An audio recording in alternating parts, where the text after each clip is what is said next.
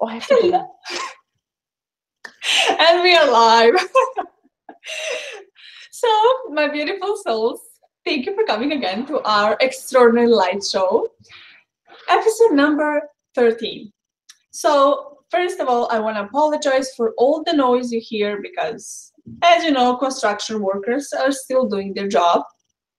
So today we're gonna try to ignore that and focus on self-development, growing, and finding our inner light. And I'm here with my co-host Lily, and she wants to say hi. Hello, everyone. Happy New Year. No, we weren't here yet last week. I'm so confused. Anyways, happy second week of January. So we had a very interesting show last week. We had a special guest. So today is just Alexandra, just you and I. Just us. And Just us. Oh, Daniel is saying that he cannot see us. Oh, really? Yeah, what's going on? Did that change? Oh, maybe it just takes a while. Takes a while to appear. Maybe. So as always, guys, I bring questions for Alexandra, and these questions are coming from Evan Carmichael's YouTube channel, from the fans and the subscribers, as well as my coaching clients. I'm going to start. There's still some construction work being done on Alexandra's side right now, guys. So I'm going to start with the question. The question comes from Sherry. So Sherry's asking, how do I get past the fear that binds you to keeps you within the box because of my family responsibility? So in parentheses, she's saying she's a mom of a 15-year-old and at the same time wanting to inspire my adult children. So I mute myself. I'm hoping you can hear me and don't focus on the noise. So, moms and dads.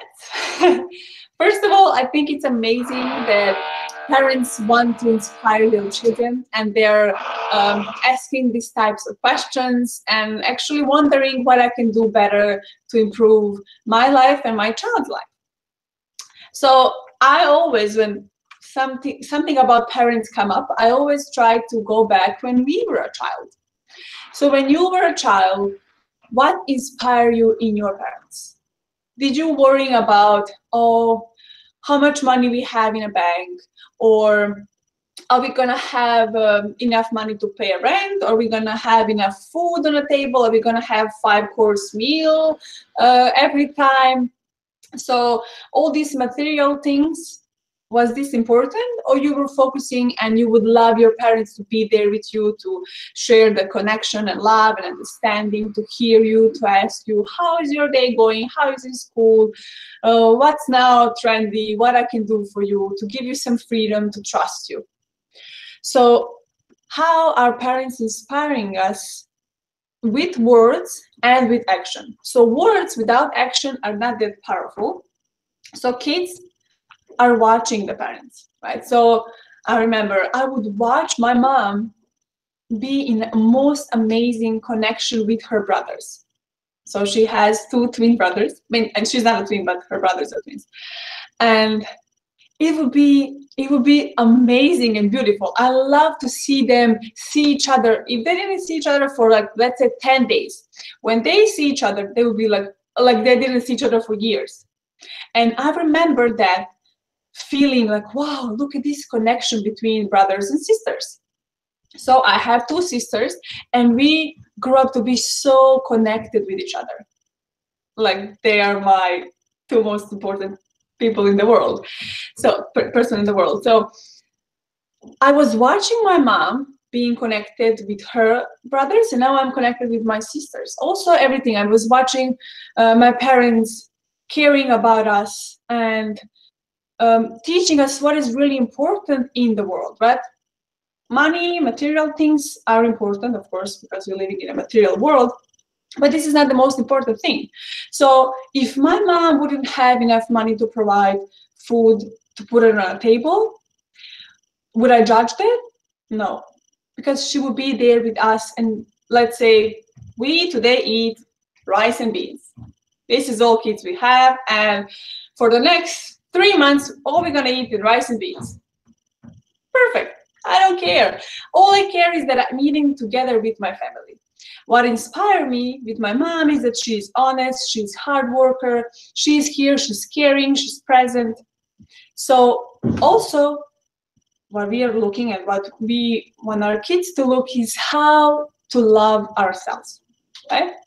So let's say we want to teach our children to be strong, to be confident, to love themselves, to see themselves through our eyes, because our children through our eyes are the most perfect creatures, right?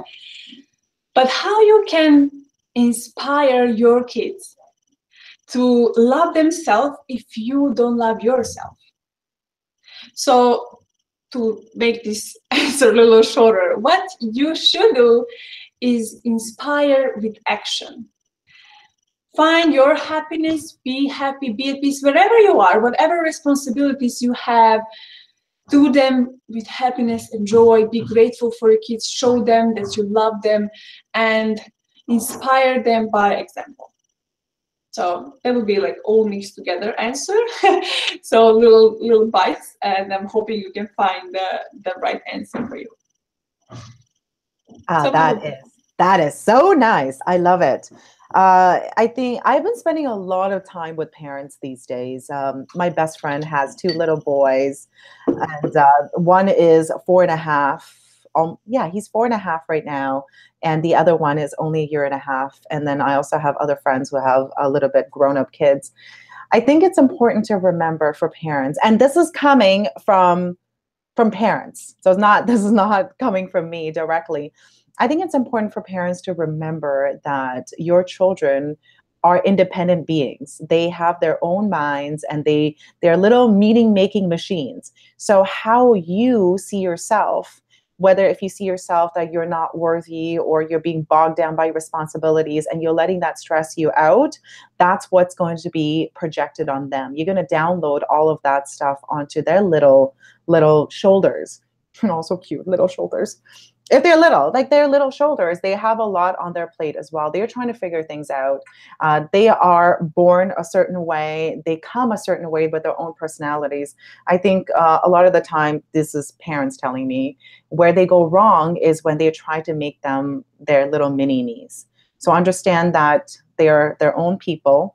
And we have to be, as parents, we have to make sure that we're not downloading our issues on them. And there's a lot of self-work that needs to be done with the parents first. And I've been researching this doctor who's amazing. Her name is Dr. Shefali. She does a lot of parenting. She's a psychotherapist, and she helps parents have a better relationship with their kids. And she says a lot of parents pick up her book because they think it's a book about healing their children, but really it's trying to heal the child within the parent.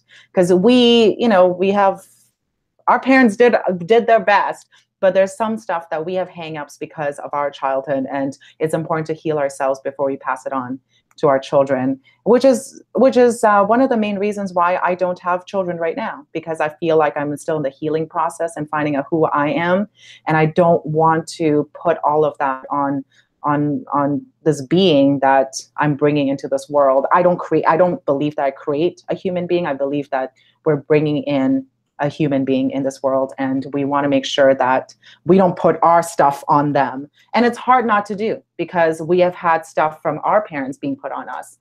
So understanding what it is that inspires them, and inspiring them to do the things that inspires them. And that's the most important thing that we can all do for our friends, for our kids. And I'm a coach, so that's the main thing that I think about: what inspires the people, and then help them in that direction.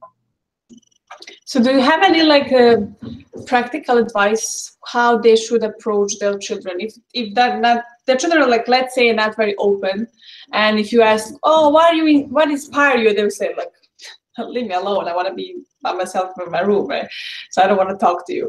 What would be your advice for them? I would say it's a constant dance. It's a dance. I could only speak from when I coach my clients. In a way, I feel like I'm their mother. in a really beautiful way, because I feel immense amount of responsibility, but at the same time, I have to treat them like they are sovereign beings. They are on their own. So it's always a dance to find out what inspires them. Even adults, we don't really know. So being curious and following that curiosity. If you find that your kids are very, okay, I have an example. So my best friend, she has a little 4.5-year-old. So give you a real life example. He loves dancing, and I have no idea where it came from, and she has no idea where it came from. And every time I see him, we just have a great party together. And she tells me, she says, "You are better with my child than I am with him."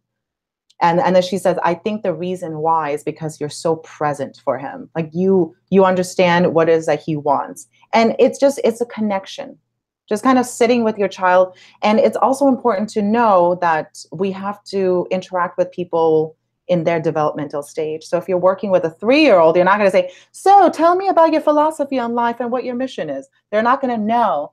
But getting down on the ground and looking them eye to eye and seeing really what makes them happy. And I don't think you're going to stray too far away. And if you have an adult child in this situation, is just being curious about their world and not judging. Don't judge them at all. Like, just so hard not to do. Don't judge them. Don't say, "Oh, well, that singer you like, I don't understand what they're saying. It's stupid."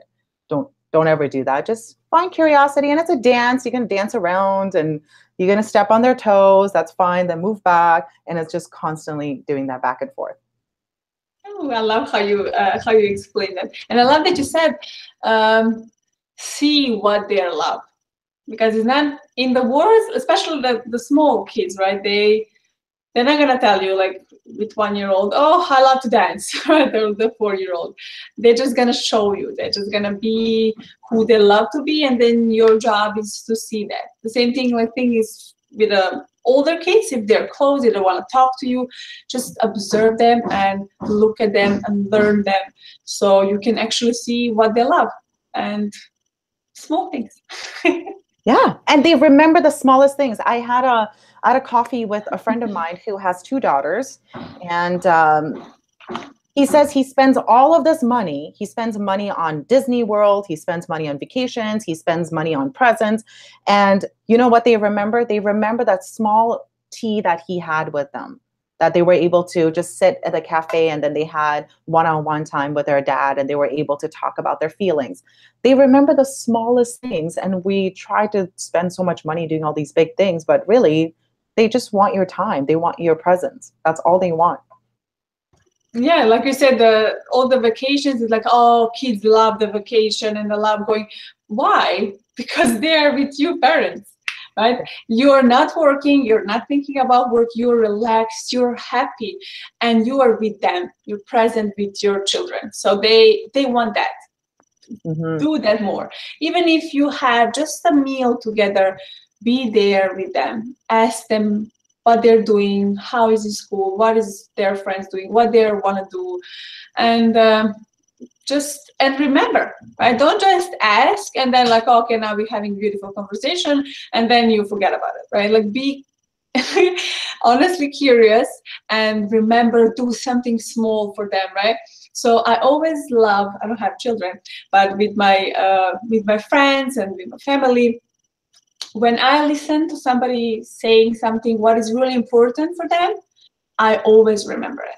And then in a few months or a year, I do something for them that is connected with it, something they once said.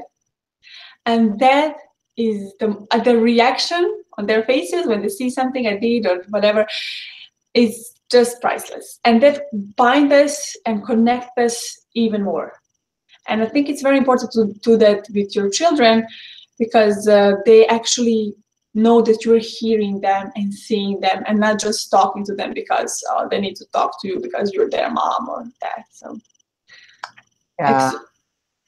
Listen to them. And that's for everybody. It's not only for children, it's for your spouse, for your friends, for your colleagues, for everybody. It's really listening to them. I think a lot of people feel like nobody listens to them because of all this technology that's going on.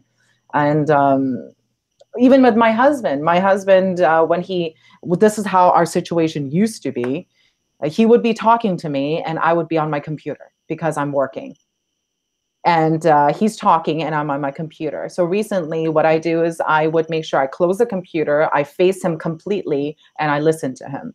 And it doesn't take a long time. He needs to talk to me for 5 minutes. It's not that he needs to talk to me for 5 hours. That's, we still make time for that. But it's people just want to be heard. And I don't know about you guys, but I really want to be heard. I don't want to talk to someone who I feel like is paying attention to something else, and I don't feel important.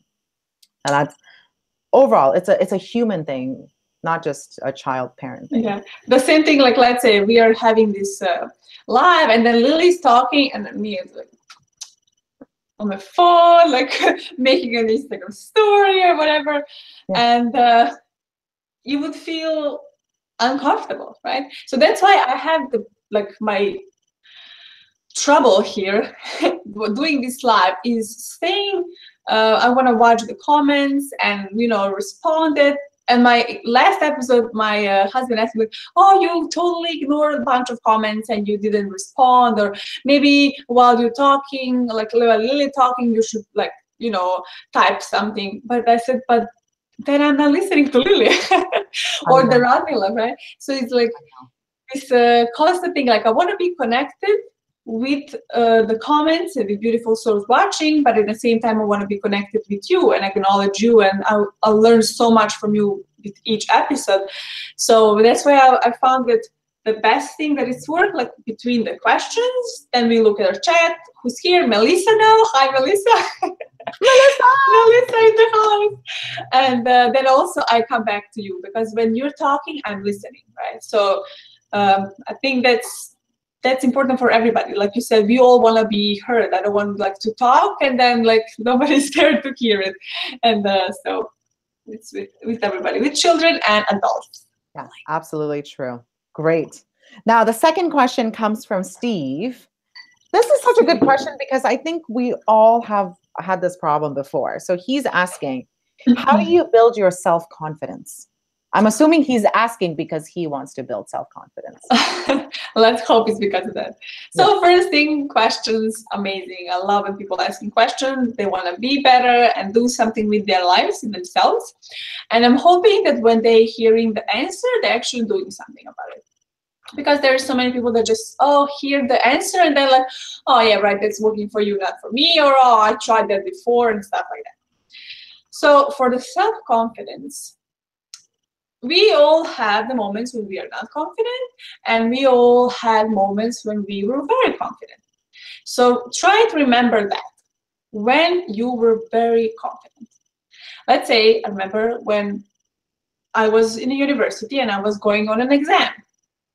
If I learned, if I was ready, I was so confident, right? I would sit like this, smiling, I'm ready, I cannot wait, I'm gonna crush this, it's awesome. But if I were not ready, right? If I wasn't studying, I would be like, oh my God, it would be totally different body language, right? And I would ask like, oh, what I'm gonna say, what I'm gonna write, or whatever the type of exam was. And then while writing, I would be like, oh, I don't know, right? I would do something, like I always say, from the life, like some philosophy, but wouldn't actually sometimes be the same, like answering the right question. So when I was confident, when I was learning, and when I was actually ready for that task. So that's one thing that I want to say, like, learn. You want to be more want to have more self-confidence. Learn, educate yourself about as many things as you can. Because when you're in a room with the people and they're talking about global warming and you know nothing about it, you're gonna be confident? No. If they're talking about I don't know what, it doesn't have to be politics or kayaking or some kind of sports or history or some type of sport or whatever, and you know nothing about it, you will not be confident. So you don't need to learn everything about everything, but like what is interesting you, what interests you. So let's say different sports, different types of recreation, maybe some food or type of maybe some part of a history or something, and learn everything about it. Learn everything you can. So you are going to be very confident when you are in the room and people talking about it, and you know how to communicate, right? And also I think we should know a little bit about as much thing as we can, so we can have a conversation. Because when you are having a conversation with other people, and you feeling that you contribute to that conversation, you inspire them to think, you ask them good questions, right? You're gonna feel better. And then in a different conversation around different people, you're gonna have this little confidence that you gained previous conversation, and then you're gonna be more confident to ask another question, even if you don't know, right? If you never study and you don't know anything, ask. And that can be your practice in confidence, because not many people ask, and not many people are ready to say, you know what, I know nothing about this, so tell me about it. I want to learn. So then people say, oh, look at this, she really want to learn, so let me explain. You ask some questions, and then you learn. Next time, you know, right? So that's the one thing: learn, educate yourself. And so, oh, I don't know that I'm stupid. Well, you want to stay that, or you want to learn and change it, but it's up to you. So another thing is physical appearance. It does create self-confidence, and I would say it is. You need to be in your best shape. If you want to be confident, it's not easy to be confident in your body if you don't like your body, right? If you're not feeling good, if you're sick all the time, if you're tired all the time, you're not going to feel confident. So you need to learn about nutrition, what you're eating, what makes you feel energized and happy. So when you wake up and you're like energized, you're going to feel good, right? And then when you feel good, you're confident. But if you feel tired, something hurts you, your confidence level is very low. So exercise, eat right, drink enough water, that all connects to the confidence, because how you feel is your self-confidence. So that's just a few of the things that I would say, like learn, educate yourself, and watch your health and your body. So body, mind, and spirit. So that would be my advice. What would you add? Oh, I love it. I don't know if I could add something. I think I'm going to sum it up, what you said. I think what Alexandra said is so important. I think you need to feel it from the inside out. I think there's no such thing as fake it until you make it. I personally don't believe in that. I don't believe that you could fake confidence when it's not there to begin with. And it all comes down to one thing, is the things that we say to ourselves in our head.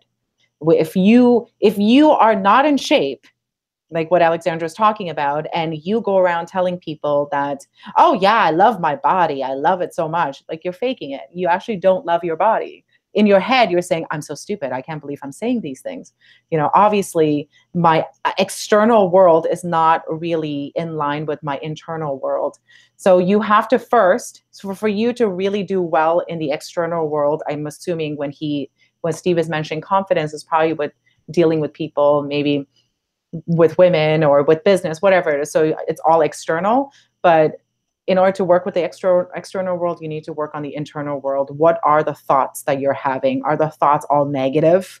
If it's all negative, it's like, I suck, this is stupid, I can't believe I put myself in this situation. So really monitor your thoughts.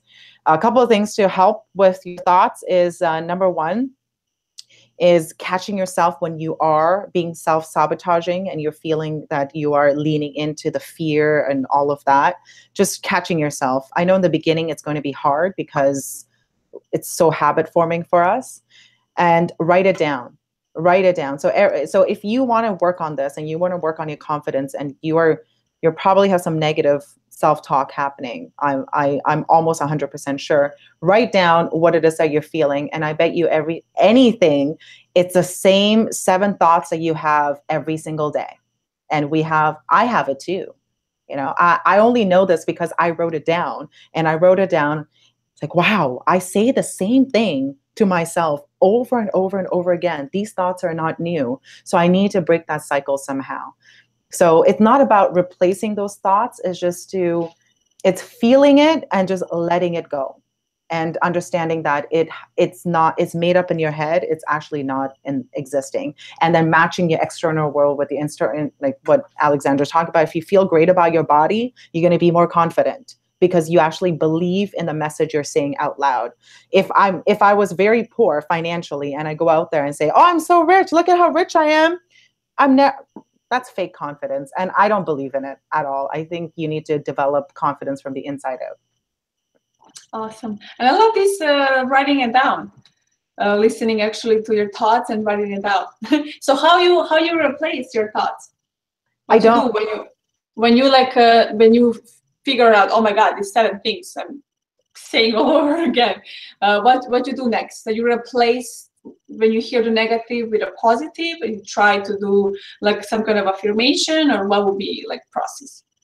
I don't actually. I think a lot of the thoughts that I had it went away from.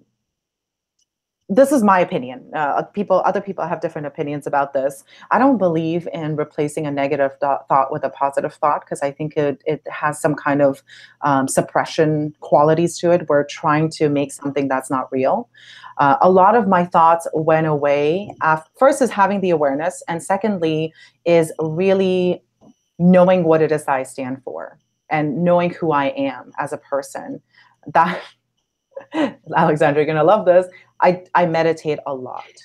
And I think it's having the clarity in really knowing who you are. And it's work. It's practice every single day. And I'm not going to say I don't have negative thoughts. I do have negative thoughts, but it's me being present in the moment for myself kind of helps with a negative self-talk that happens. Oh, I love it. And confidence can be developed. So it's not something, oh, you're born with confidence and you're not, right?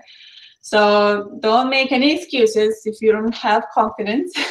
And also we have confidence in different areas, right? So maybe you're very confident with ladies, but you're not confident at work, right? So why? Because maybe experience also, not maybe, but experience also. Like our first episode, we were not very confident, right? We were like, oh yeah, we're gonna do this, it's awesome, we are excited, but we were not very confident.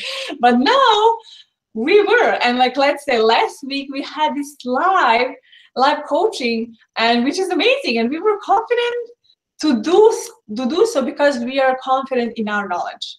So experience, it works and matters, right? So maybe you want to be more confident with ladies, like I said. So what you need to go outside and try it and fail many times and learn how to talk to ladies or men, and just go there and try it, learn, experiment, and meditate.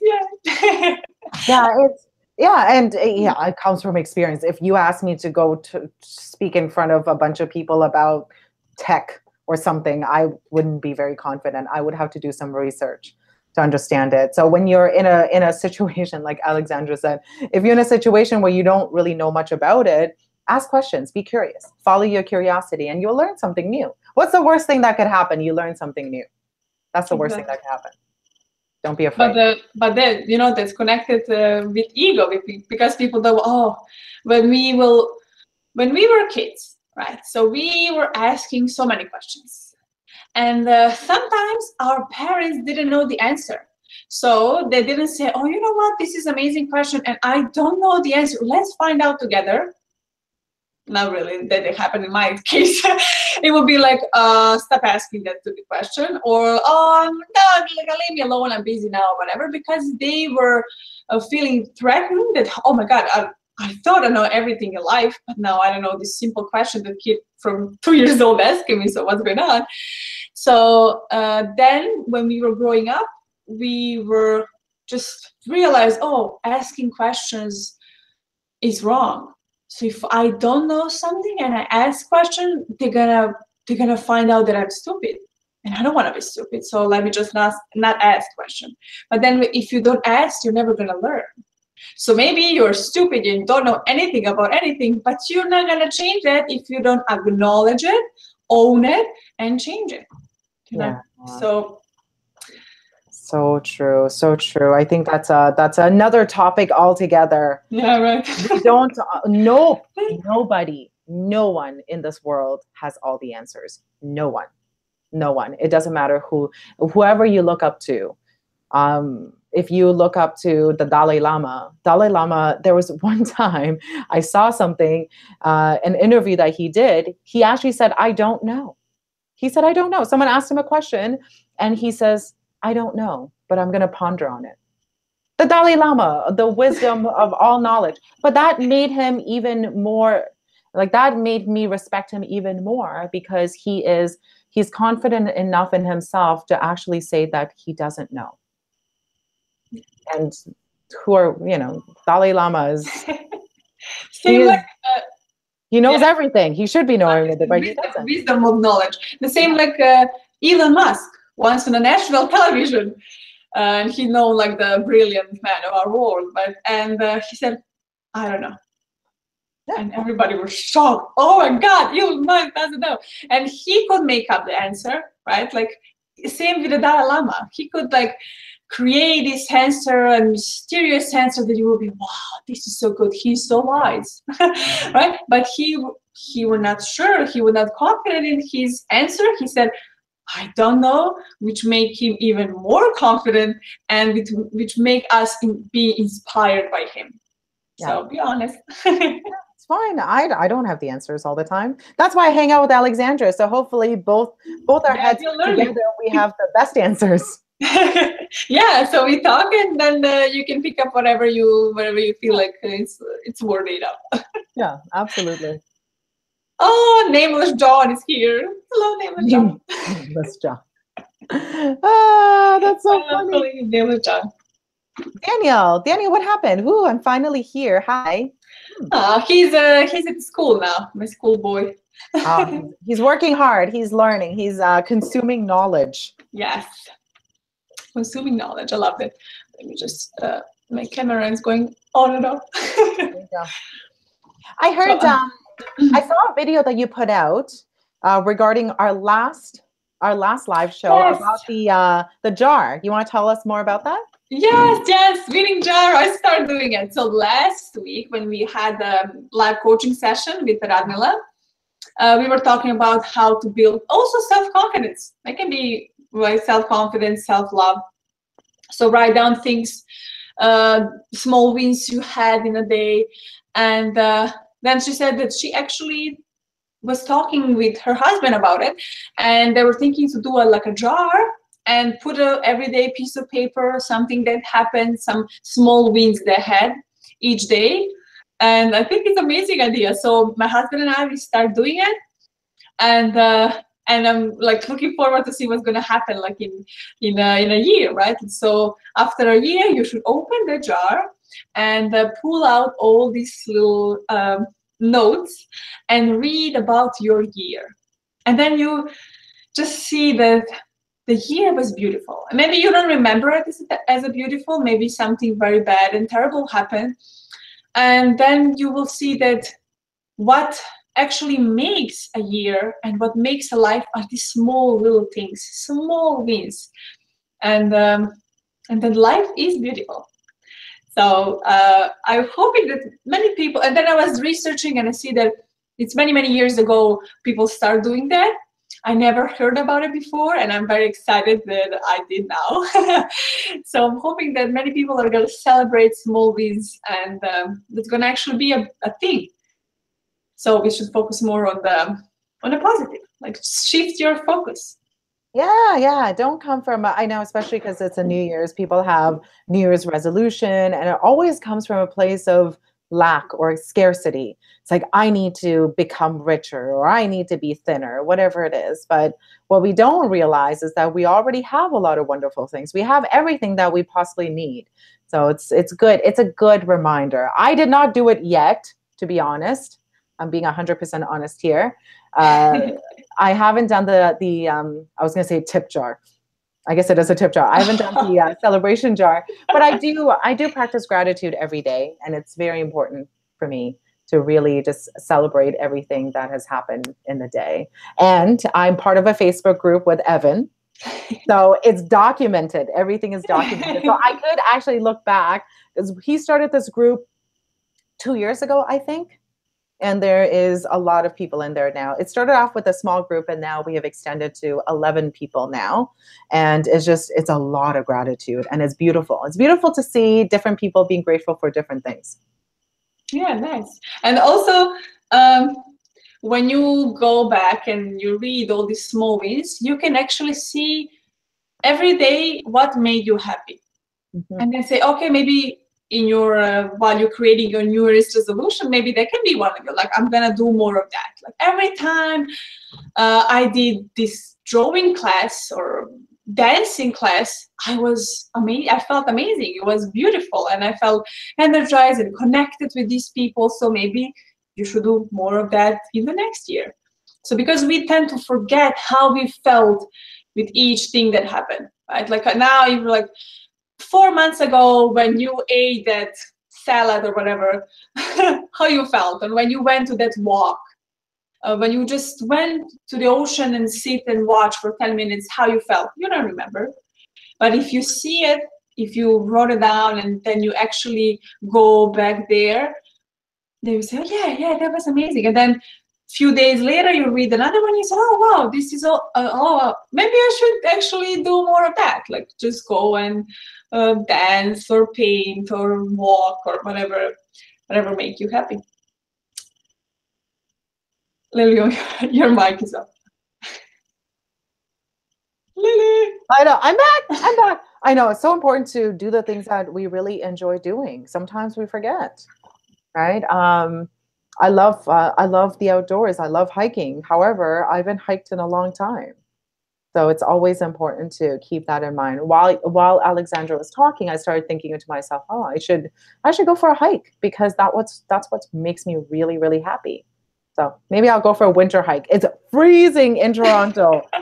It's cold. Today is a little bit better, but yesterday, as long as you wear proper clothing, you'll be fine. You'll be fine. Actually, here was for a few days, it was very cold. Like for us, we were freezing. And then people from Canada, they would say, yeah, we are freezing, but in Canada, it's like minus 40 degrees. So minus 4 degrees? 40. That was what they were like. Yeah, 40. Yes. minus 4 degrees is nothing, Alexandra. Like nothing. Nothing. We had like 5 degrees and we were like freeze to death. I know. It's different. You guys are just not used to it. It's fine. It's yeah, but also, like, I'm from Serbia, and over there we have very cold winters. And I'm here 2 years in Florida, and it's weird how we got spoiled, right? Like just for 2 years. And that's also a thing that our bodies are adopting for anything. So if I go to Canada now, I would freezing, right? I would freeze. But for you, it's just, I'm just going to put the jacket on and it's fine. It's cold, but no. So we, as human beings, can adopt to anything. So whatever you're going through, you can adopt it. You can do this. Sure. I'm the example of that. I came from India, which is one of the hottest countries in the world. And I moved to Canada. I'm fine. I'm still living and thriving. We're all adaptable. Yay. What do we got in the chat? Lily fall asleep. That's because Lily had her mic off. So that's it.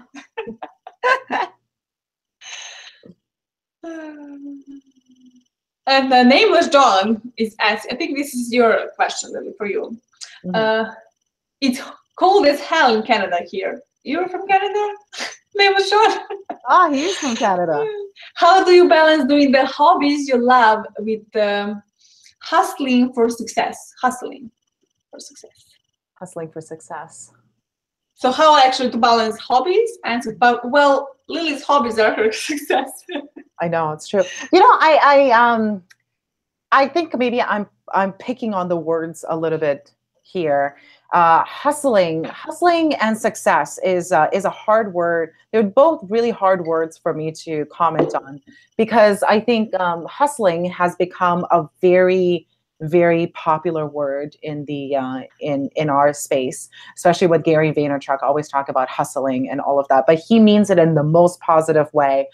On the flip side is hustling is always feeling like striving. There's like this grinding that goes into it. There's like a lot of pain involved and a lot of suffering involved, which is true. You know, we experience suffering as well. It's common. And now success is hard for me to define because I don't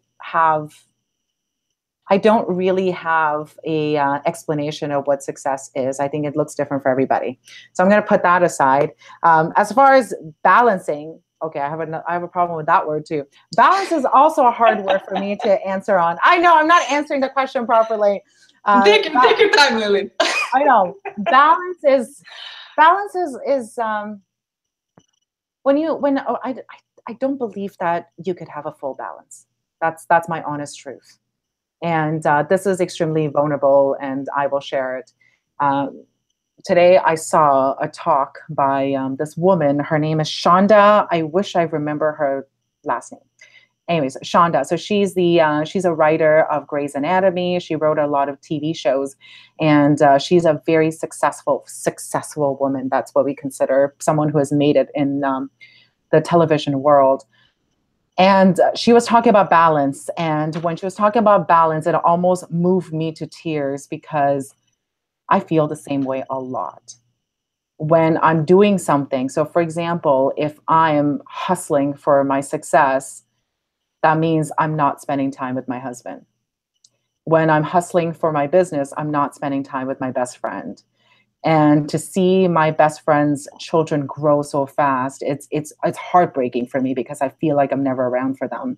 So it's a constant practice between the two, and balance is very hard to attain.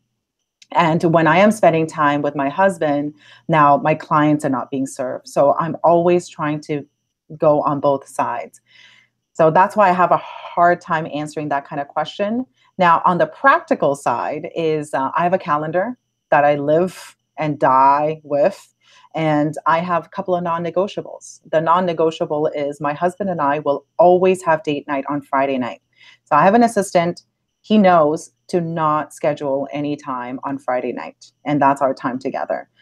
So that's how I try to balance as much as possible, but it's just constantly I'm being pulled. And I'm putting myself in that situation. So that's my answer. Okay, cool. Now, before I would say balance, but I'm trying to say word harmony as much as possible because I was listening a few months ago, Lisa Nichols, amazing lady. Google her if you don't know who is she, Lisa Nichols. And she's talking about, it's not about balance, because balance is like 50-50, right? So 50% of my time I will spend with my husband, 50% I will spend with my, for my work and with my clients. And it's not about balance, it's about harmony. So all the aspects, so my business is important, my health is important, my time, my self-time is important, and so my husband. So now how I make all this in one big harmony, so on the end of each day, I feel satisfied in all areas. And also, that's actually what I want to talk about in my next video, it's coming soon, about defining success, defining words. What does it mean for you to be fulfilled? What does it mean to be successful? So for me, being successful is like, yes, doing what I love, helping people, but feeling fulfilled and energized along the way, not losing connection with people around me, right? So in the future, when I want, like my husband and I, we every day spend time together, and every time when we say, okay, now we are working on our like passions, so we separate for that time. So when we come together, we're gonna be together, really together. So having this, not just, oh, we need to be together, and then like we're thinking about our projects or whatever. So actually, like you said, scheduling time, it's amazing to like, okay, now we are doing this, now we're doing that, and you know, that's not negotiable. And also finding that maybe spending a few hours more on your passion will make that 1 hour with your husband more precious than if you spend 2 hours on your passion project and 2 hours with your husband, right? So find that harmony together with people around you, and it's going to be a little experiment and work towards that, because we need, if any area in our life suffers, in the long run, it's not going to work out. So find your harmony and define success. And now I see Daniel is writing in the comments, let's define all words first. I know. I'm very picky about words. I don't know. I think it's important. It's important to know what it is. And I think like you mentioned with Lisa Nichols is coming out and saying that balance means 50-50 or finding harmony. It's I think a lot of people are realizing that balance is not only hard, but it's almost, in a weird way, it's working against us a lot of the times. We always think that we should have a balance. Who was it? Chris Guillebeau. I saw him recently. He was talking about balance as well. And he says that he's quite harsh about it, actually. He says, if you want balance, you're not going to be that successful. Quite simply put, he says, if you look at really successful human, whatever you consider successful, people who made huge impacts in the world, they don't have a balanced life. It's just it. If you want to have a balanced life, then you're not going to meet your vision. That's what he believes. And it's harsh, but there's some truth to it. I don't agree 100%, but I think there's a lot of truth to it. I don't agree. I think not balance, but harmony. You can have all the aspects of your life in place, be completely satisfied, and achieve an amazing things. And I will be proof of that. We'll see in 10 years, in 20 years. In 20 years, we're going to do this, and then you will see I'm going to be somewhere in my beautiful island, and we're going to have this discussion, and I'm going to be in harmony and love. Like Chris Guillebeau comes out of nowhere. Mom, I disagree. No, it's good. I mean, all of these things are great because it brings up discussion, and it's important to discuss different things. If we all agreed on the same thing, then it wouldn't be a fun world. Yeah, and I think it's not easy. So that's why some people would rather say, you know what, the real harmony doesn't exist, so it's easier for me just to give up than actually to say, you know what, the whole world thing is not possible ever. Let me show you it is, right? And then actually fail many, many times and try to find your harmony again. And always tweak something, change something until one day you will finally find your perfect harmony and then stick to it. That's true. Yeah. It's all true. All of it. I think everyone has, like, everyone's opinion has truth to it. Yes, that's why we are having this conversation, and we can learn from each other, and we can discuss different topics. Mm-hmm. And opinions. And Evan is in the house. Evan. Thank you. He said, keep up the great work, ladies. Thank you, our beautiful soul, Evan. I love it. And Cliff is here. Cliff, thank you so much for stopping by. Cliff is here almost every week, so thank you very much, our beautiful soul. And Naylor John, he agreed. And let me just see what they're saying. Cliff said, hi, everyone, giving a quick hi and bye. He always comes and goes. I know. He's so supportive. Yeah, taking my son to the park. Have fun in the park. And he said, glad you and your husband have a good system, Alexandra. Hope you're all having a wonderful day. Thank you so much, Cliff, for stopping by. And thank you. And have fun in the park. And Daniel, my husband, say we agree with the success. I'd rather take harmonious life with a little less success. I guess depends on how each one of us defines success. I know, and that it comes back to that again. It's like it's so different for everybody. Every single person has a different definition of that. Yeah, and that's why it's important to define it for yourself. Don't chase somebody else's success, right? Like just having harmonious life is success for itself. Right? Mm-hmm. So define it for yourself, and maybe I will actually film the video right now while I'm inspired. Yeah, you should. You should do it. Yeah, I will. Should do it. It'll be good. It'll be good. So it's gonna be a lot of defining. And we came to the end of another episode of Extraordinary Light Show. Thank you so much, everyone. Thank you for joining us. Thank you, everyone, for stopping by.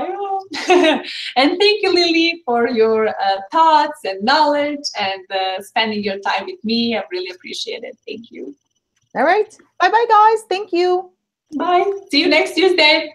Thank you. I love you. Bye-bye. Bye.